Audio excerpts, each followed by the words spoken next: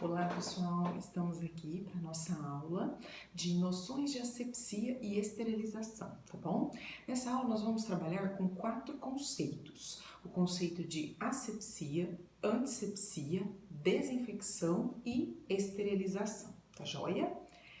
Bom, asepsia, o que vem a ser asepsia? Asepsia é o conjunto de medidas, é tudo que a gente faz para impedir a contaminação por micro-organismos, seja no equipamento, seja em materiais, seja no ambiente. Então, tudo aquilo que eu faço ou para impedir a contaminação ou para minimizar essa contaminação. Então, é todas as medidas que eu tomo, né? Então, desde medidas simples como limpeza da unidade, desinfecção e esterilização dos materiais, né, dos equipamentos, a própria higienização das mãos, né, limpeza e desinfecção dos pisos, das áreas externas, tá? Técnicas rigorosas de higiene pessoal, né? Não tossir, não espirrar, não falar durante a manipulação desses materiais que estão esterilizados, tá? Utilizar o papel toalha durante a secagem das mãos. Vocês viram na aula de higienização das mãos a importância disso. Não utilizar toalhas de tecido, sim papel toalha, tá? Por ser descartável e não manter ali os micro-organismos, tá? Não sentar no leito do paciente, não colocar coisas no chão como comadre, bacias de curativo, tá? Isso é bem importante. E auxiliar na remoção da pele mesmo através do banho, né, do processo de antisepsia que já nós vamos falar, tá bom? Então, asepsia, quando eu falo esse termo, eu estou falando tudo aquilo que eu faço para minimizar esses processos de contaminação. Já a antisepsia, quando eu falo antisepsia, eu estou falando e lidando com pessoas, lembrem disso, tá? Então, é eu utilizar um produto que ele pode ser microbicida ou microbiostático. Vocês vão ver isso em microbiologia, mas o que vem a ser um microbicida? Microbicida, ele mata o micro-organismo. Microbiostático, ele paralisa o seu crescimento. Então, seja um ou outro, né? Então, esse produto nós chamamos de antisséptico. Então, eu utilizar esse produto que tem esse poder, né, de ou paralisar o crescimento dos micro-organismos ou matar, na onde? Vou utilizar na pele ou mucosa, tá, desse paciente. Para quê? Justamente diminuir os micro-organismos da flora, que a gente chama de transitória, né? Uma flora que fica aqui em cima da pele, onde a gente relou, contaminou. Então, eu utilizo esse produto, né, chamado antisséptico, para minimizar isso, tá? Existe uma flora que é residente, que é a que mora na nossa pele, fungos, bactérias que fazem parte do nosso corpo. Essa a gente não consegue remover. Então, a gente remove essa que fica mais superficial e que é propícia à contaminação, tá bom? Esses antissépticos, eles são o quê? São agentes químicos, tá? Que faz isso que nós falamos, né? Microbicida ou microbiostático. Temos vários. Temos um primeiro para vocês conhecerem, que chama PVPI, tá? O pessoal também chama de iodo ou de polvidine, tá bom? Então, ou iodo ou polvidine, tanto faz, é o PVPI, que é a sigla. Ele pode ser na forma de degermação. O que é degermar? Degermar é produzir sabão. Então, eu posso utilizar ele na forma sabão, que é fazer espuma, tá? Para minimizar, por exemplo, quando acontece um acidente, tem alguma lesão, né, que tenha sujeiras, né, como escoriações. Nós não utilizamos tanto nos serviços porque muitas pessoas têm alergia a esse PVPI ou iodo, tá? Então, por isso que nós não utilizamos tanto.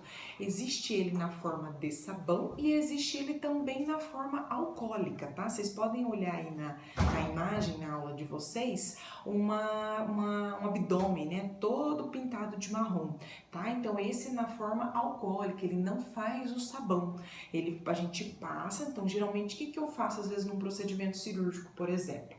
O paciente a gente lava, né, com esse processo de degermação, então lava, faz esse sabão, né, e depois a gente seca e passa esse outro antisséptico, né, o PVPI alcoólico, para minimizar esse processo, né, de bactérias que ficam ali na pele. Esse fica, né, então por isso que as pessoas têm alergia, vão desenvolver um quadro importante, tá? Então, por isso que a gente não tem utilizado tanto o iodo nos serviços. mas ainda utilizamos sim, tá bom? Mas ele já vem sendo em desuso e substituído pelo próximo que nós temos, que é a clorexidina.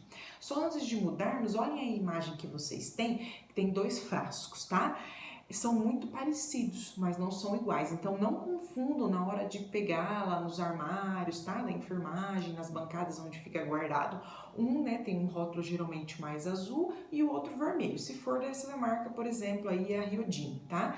Então um é o desgermante e outro é o alcoólico, porque às vezes você vai pegar, né, esse alcoólico, ele pode às vezes incomodar um pouco, dar uma ardidinha. Então às vezes, se é uma área de escoriação, se você pega ele, você vai ver que ele não faz sabão e vai arder, tá bom? Então não confundirem na hora de pegar. Existem 2. Olha no rótulo e vê se é o desgermante ou se é o alcoólico, beleza?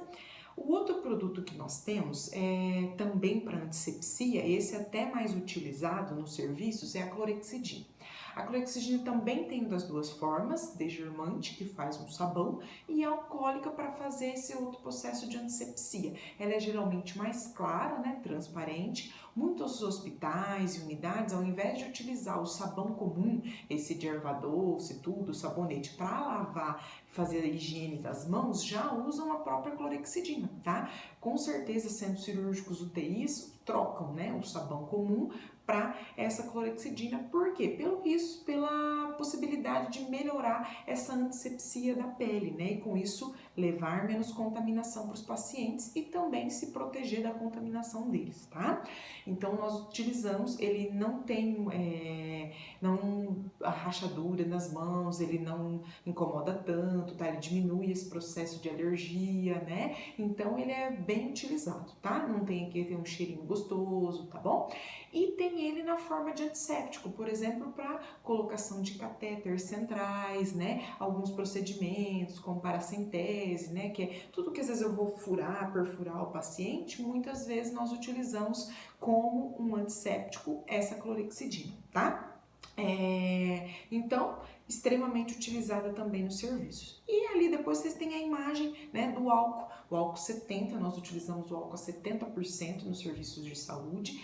Lembrem sempre que todos esses produtos não se compram no mercado, na farmácia, tá? Geralmente são locais e lojas de produtos hospitalares, tá? Esses produtos hospitalares que vendem esses antissépticos, tá bom? Então o álcool 70 não é o álcool de mercado, esse que nós temos é o 96%, esse que nós utilizamos no serviço é a 70%, pode ser na forma líquida ou como vocês estão vendo aí, por conta, né, dessa questão do coronavírus, tudo, e nós temos ele também na forma gel, que para, por exemplo, fricção antisséptica das mãos, ele é melhor por conta da glicerina que tem junto, né, ali na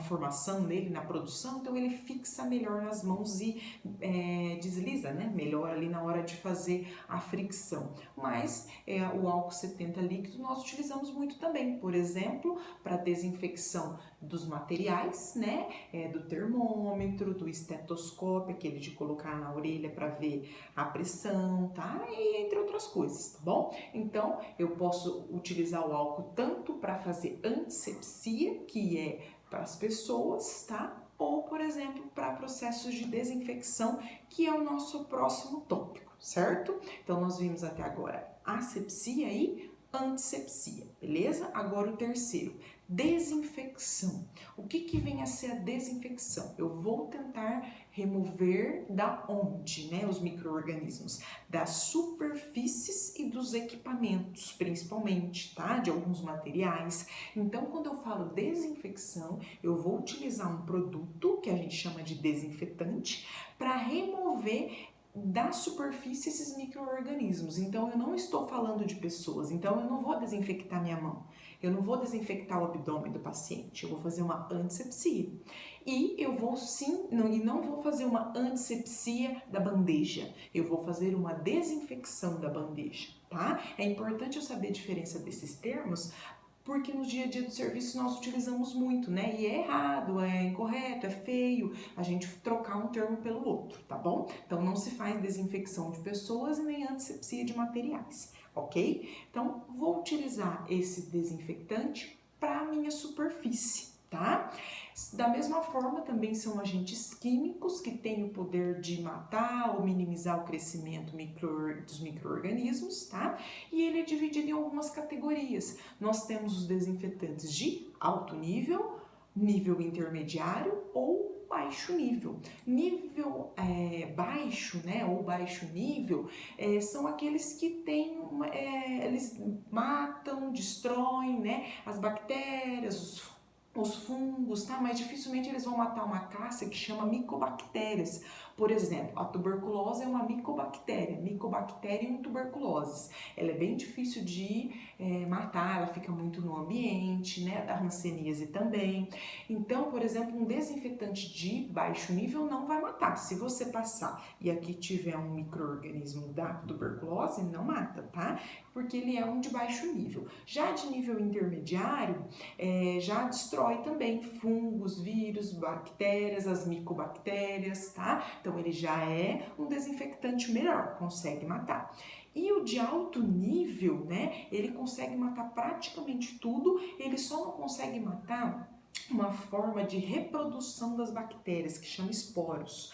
Essas ficam, né, suspensas no ar e depois caem nas superfícies, nos materiais. Então elas são muito pequenas, né, e dificilmente eu consigo matar, tá? Então, mesmo desinfetante de alto nível, muitas vezes ainda sobra aí esses esporos para serem destruídos, tá? Mas nós temos essas três categorias: baixo nível, intermediário ou alto nível de desinfecção, tá? E ali depois na outra vocês têm as imagens de alguns desinfetantes.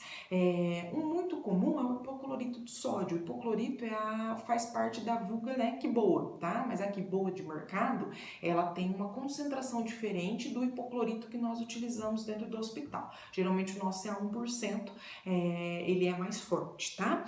Vem sendo utilizado? Sim, mas a gente já sabe que ele não é um dos melhores desinfetantes. A maioria das desinfecções deles são de baixo nível. Então a gente não consegue uma destruição melhor ou completa, tá? Ele é bom porque, né, ele não é tão tóxico assim, ele passa, né, fácil na superfície, a maioria das pessoas, né, das zeladoras estão acostumadas aí a utilizar, tá? Mas a gente tem trocado por desinfetantes melhores. Temos os derivados de quaternário de amônio, como o Germe Rio, que também é uma marca, tá? Então, tudo assim, às vezes vocês têm que olhar o que? O rótulo, o que é o princípio ativo, que é o que está embaixo, porque em cima são marcas, aí a gente tem várias marcas, tá? Então, nós temos aí, por exemplo, do quaternário de amônio, que é uma outra classe desinfectante que já é melhor para fazer desinfecção, tá? Ele fica um pouquinho grudado na hora que a gente passa, mas depois a gente passa um pano seco, então já não fica ali colado, melento, tá? Então, é uma outra possibilidade, tá bom? E nós temos um muito bom, né, excelente, que faz desinfecção de baixo nível, médio, né, que é o intermediário, ou alto nível. Então ele é ótimo, que chama ácido peracético, ou vulgo Peresal, que também é uma marca. Então a gente pode utilizar esse desinfectante, né, muito bom nos hospitais. Geralmente nós utilizamos este para várias coisas, tá bom? Qual que é a grande questão do ácido peracético? Então, por que a gente não usa ele se ele é melhor? Lógico que ele tem um custo, mas o principal fator, às vezes, de incômodo é porque, como ele é um ácido, ele cheira bastante amônia, então ele é bem forte para manipular, para utilizar. E geralmente ele vem numa concentração maior e depois a gente precisa fazer um negócio que chama rediluir, porque, por exemplo, para uma desinfecção de baixo nível, a gente usa ele a 0,05%. Para uma desinfecção de nível intermediário, ele é 0,1%. E para uma desinfecção de alto nível, ele é a 2%. Então a gente tem que fazer uma conta e ver quanto que eu vou pôr do produto em quantos ml de água, tá? E vou colocar, por exemplo, num borrifador para passar e tal, né? Só que o que é? Ou deixar de molho, né? Então, só que essa diluição incomoda bastante. A gente tem que pôr aquela máscara bisco de pato, tem que colocar o óculos, luva de borracha, porque se cair, esse que vem geralmente é bem concentrado. Então, se cai na pele, forma uma lesão, ele queima, né? É um ácido. Então, a manipulação dele é bem chatinha. Por isso que nós, né, não usamos tanto a larga escala e também pelo custo. Quando ele já vem diluído e pronto, porque o certo é a pessoal de farmácia fazer as diluições, tá? Então, quando ele já vem diluído, ótimo, né? Que daí ele não vai vir tão concentrado e a gente consegue utilizar ele, então ele é ótimo, tá? tá? Então, por exemplo, se fosse para passar num posto de saúde, no chão, eu usaria ele de baixo nível. Para passar nas superfícies, na maca, bandeja, na cadeira de odonto, né? Utilizaria ele a nível intermediário. Também, por exemplo, para as máscaras de inalação, colocaria de molho no nível intermediário. E, por exemplo, para um equipamento de endoscopia, para uns equipamentos de odonto, né? A gente colocaria nesse alto nível que seria para matar tudo, certo? Então, um excelente que vem sendo utilizado aí no dia a dia dos hospitais e das unidades de saúde ou outros serviços.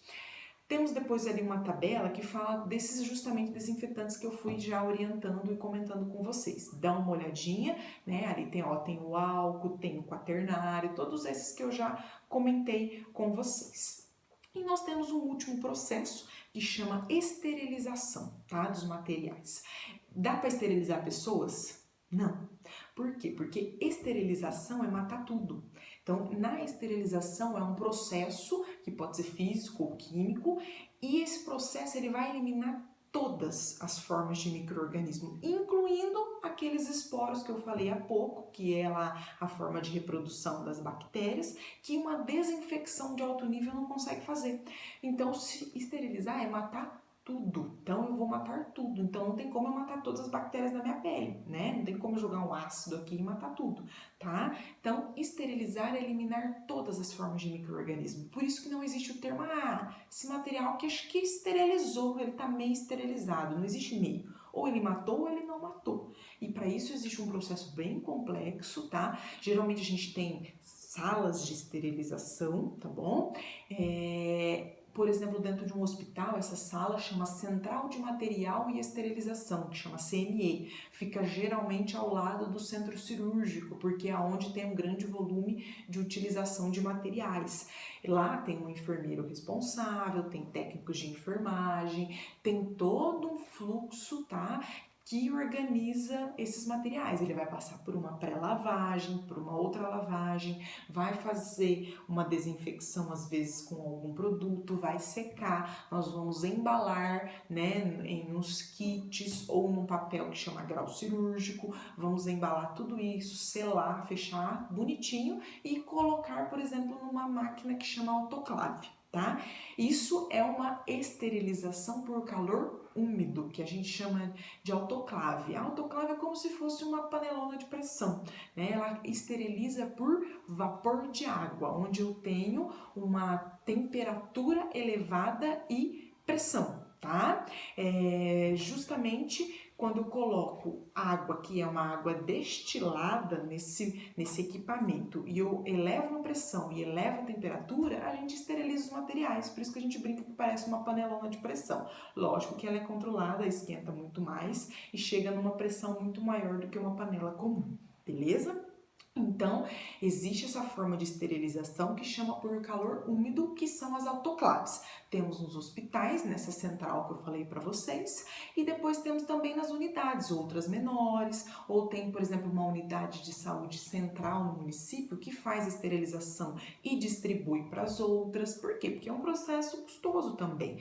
Tem todo o controle de qualidade para eu saber justamente se esterilizou ou não. Tem testes físicos, né, uma tarjetinha, tem testes químicos, uma outra forma de avaliação, tem o teste biológico, que é o principal, que tem um custo. Teste biológico, só para vocês saberem, é uma ampolinha, lá dentro dessa ampola tem uma bactéria que não morre por nada, a bicha é ruim de morrer mesmo. Então a gente coloca essa ampola, embala ela, que está toda lacrada e fechada, junto numa carga, por exemplo, da esterilização, a primeira carga do dia. Vai esterilizar, fazer todo o processo na máquina, eu vou retirar. Meus materiais estão tudo ali bonitinho. E daí, essa ampola, eu vou colocar ela numa incubadora.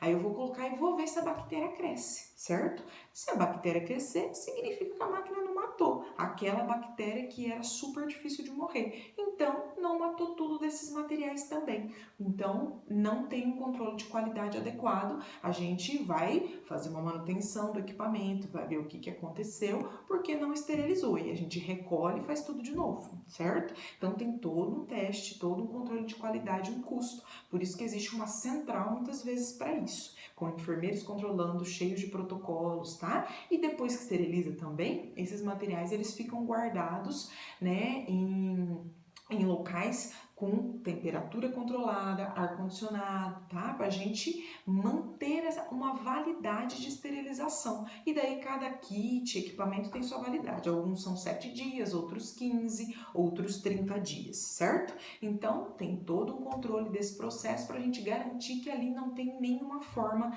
de contaminação. Principalmente, por exemplo, pinças de curativo, como eu disse, materiais cirúrgicos, materiais para a gente passar sonda, materiais para a gente passar catéteres centrais, que são tipo a punção de uma veia central, beleza? Então, não se preocupem que vocês vão ter aulas de centro cirúrgico e central de material para isso, que é conteúdo para um bimestre, tá? Mas para vocês já terem uma ideia o que vem a ser esse processo de esterilização.